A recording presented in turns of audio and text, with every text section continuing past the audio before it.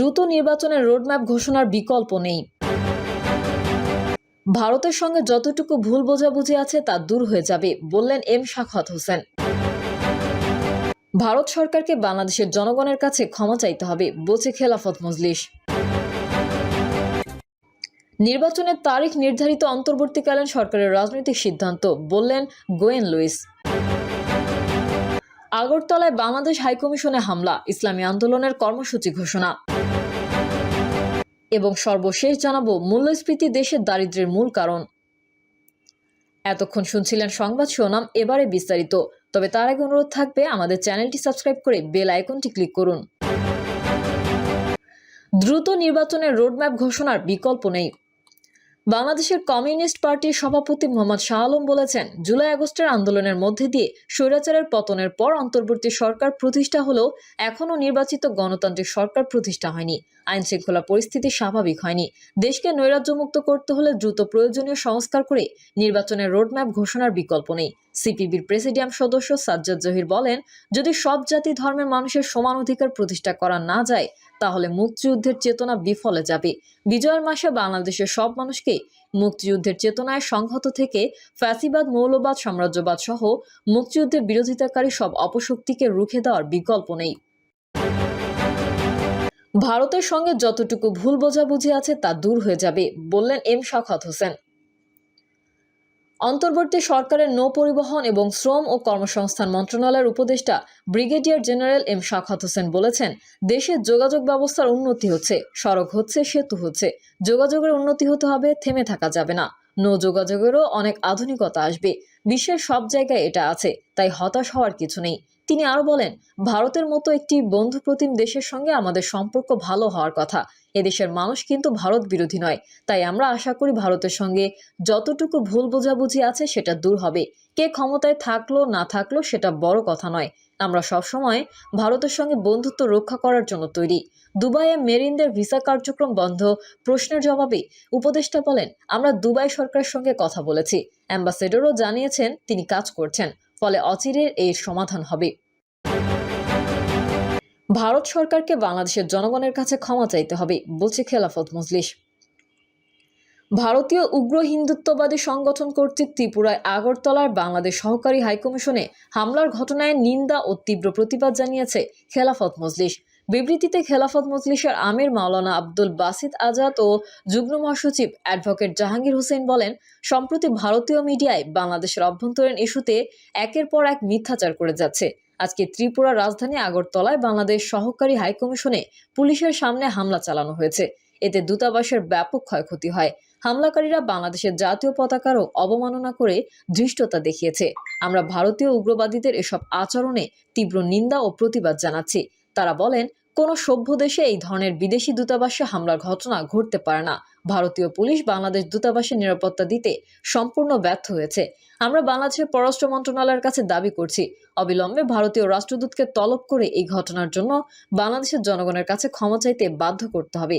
বাংলাদেশের অভ্যন্তরীণ ব্যাপারে নাক না গলানোর জন্য ভারত সরকারকে কড়া বার্তা দিতে হবে।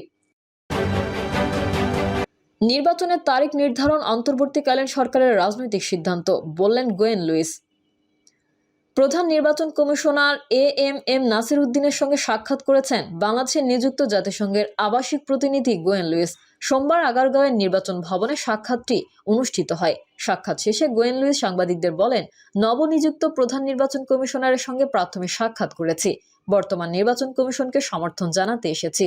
সুষ্ঠু নির্বাচন আয়োজনে জাতিসংঘ কী ধরনের কারিগরি সহায়তা দিতে পারে এই বিষয়ে সিইসির সঙ্গে আমাদের কথা হয়েছে। তিনি আরো বলেন, আনন্দের বিষয় এই যে নির্বাচন কমিশন স্বচ্ছতার সঙ্গে গঠিত হয়েছে এবং স্বাধীনভাবে কাজ করার জন্য অন্তর্বর্তীকালীন সরকারের সমর্থন পাবে। আমরা এই কমিশনের সঙ্গে নিবিড়ভাবে কাজ করব।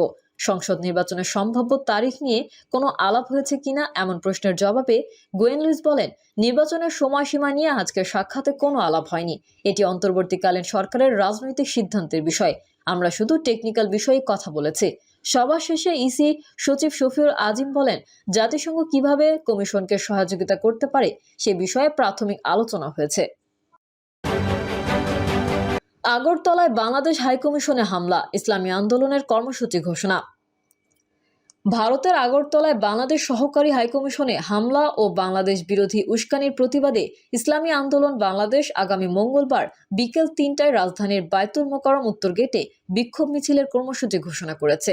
বার্তায় বলা হয়, ভারতের আগরতলায় বাংলাদেশ সহকারী হাইকমিশনে হামলার ঘটনায় গভীর উদ্বেগ ও ক্ষোভ প্রকাশ করে এর তীব্র নিন্দা ও প্রতিবাদ জানিয়েছেন ইসলামী আন্দোলন বাংলাদেশের আমির চরমোনাই পীর মুফতি সৈয়দ মোহাম্মদ রেজাউল করিম। তিনি এই ধরনের হামলা, পতাকা পুড়িয়ে ফেলা এবং কূটনৈতিকদের উপর আক্রমণের ঘটনাকে অনভিপ্রেত, অনাকাঙ্ক্ষিত ও উস্কানি আখ্যা দিয়ে বলেন, বাংলাদেশের জাতীয় পতাকা এবং প্রধান উপদেষ্টার কুশপুত্তলিকা পরানোর ঘটনা আন্তর্জাতিক আইন ও কূটনৈতিক শিষ্টাচারের পরিপন্থী।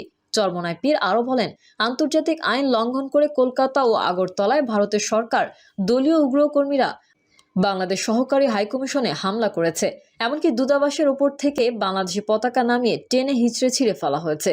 তিনি বলেন, বাংলাদেশের অভ্যন্তরীণ বিষয় নিয়ে বিজেপি সরকার আশ্রয় প্রশ্রয়ে ভারত একের পর এক বিক্ষোভের মধ্যে আগরতলা, ত্রিপুরায় অবস্থিত বাংলাদেশি সহকারী হাইকমিশনে যে হামলা চালানো হয়েছে তা কোনো সভ্য জাতি করতে পারে না।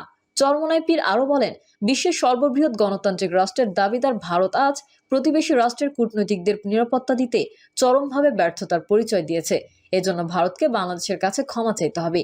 ভারত সরকার বাংলাদেশ হাইকমিশন, সহকারী হাইকমিশন সহ কূটনৈতিকদের নিরাপত্তা দিতে ব্যর্থ হলে বাংলাদেশ সরকারের উচিত হবে ভারত থেকে মিশন ফিরিয়ে আনা। বর্তমানে সরকার দলীয় উগ্রপন্থীদের হুমকির মুখে কলকাতা ও আগরতলায় বাংলাদেশ ডেপুটি হাইকমিশন ও সহকারী হাইকমিশন চরম নিরাপত্তাহীনতা বোধ করছে।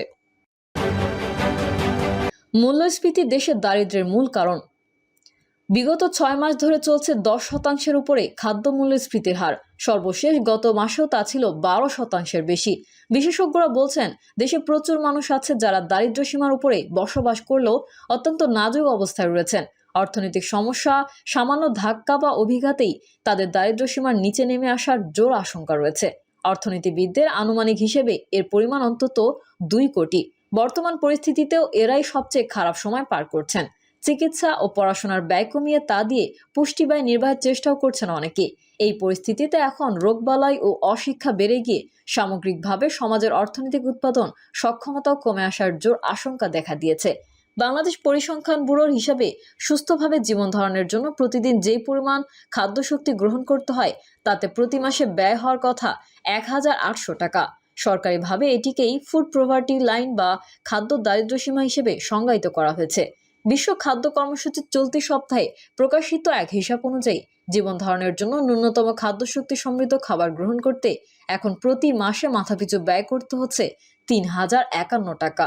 সেই অনুযায়ী সুস্থভাবে বেঁচে থাকার জন্য ন্যূনতম খাদ্য গ্রহণে একজন মানুষের ব্যয় হচ্ছে খাদ্য দারিদ্র্যসীমার চেয়ে 69.5% বেশি। এর কারণ হিসেবে ধরা হয়